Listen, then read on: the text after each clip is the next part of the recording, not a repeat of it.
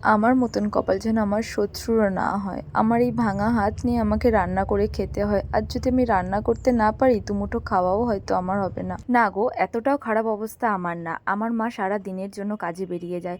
সারা দিনের এই ক্লান্তি নিয়েও আমার এই হাতের অবস্থা বলে ভোর ৫টার সময় উঠে আমার জন্য রান্না বান্না করে রাখে, যাতে আমার কোনো রকম কোনো অসুবিধা না হয়। আর আমার বাড়ির সদস্যরাও আমার জন্য কম কিছু করে না। আর অর্পণের কথা কি বলবো, সেটা তো তোমরা নিজের চোখেই দেখতে পেলে। আর আমার হাত ভেঙে গেছে যেহেতু ১ সপ্তাহ হয়ে গিয়েছে, আর আজকে আমাদের বাড়িতে চিকেন হবে। তাই আমি নিজে থেকেই মাকে বলেছিলাম আজকের চিকেনটা আমি বানাবো। তো প্রথমে অর্পণ আর মা কিছুতেই রাজি ছিল না, যেহেতু আমার হাতের এই অবস্থা বলে। তো মার কাছে জেদ করতে মা আর কিছুই বললো না, শুধু একটা কথাই বললো, তোর যা খুশি তুই তাই কর, তুই আর হাতটাকে ঠিক হতে দিবি না। তো যাই হোক, আজকে চিকেন বানাবো বলে অর্পণ আমাকে সমস্তটা কেটে কুটে গুছিয়ে দিয়েছে, আর আমি শুধু বসে বসে খুন্তি নেড়েছি। তো এদিকে অর্পণ আমাকে গুছিয়ে গাছিয়ে দিয়ে ওর মতন দোকানে চলে গিয়েছে।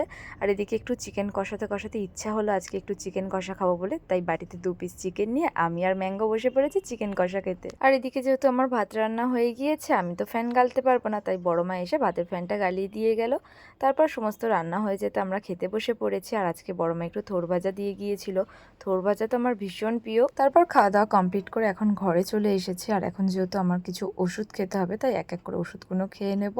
তারপরে মা কাজে থেকে আসার সময় আমার জন্য এনেছিল ডাব, আর এখন মা ডাবটা আমাকে কেটে দিচ্ছে, আমি খাবো। তো চলো আজকে এইটুকুই, দেখা হচ্ছে নেক্সট ভিডিওতে। টাটা।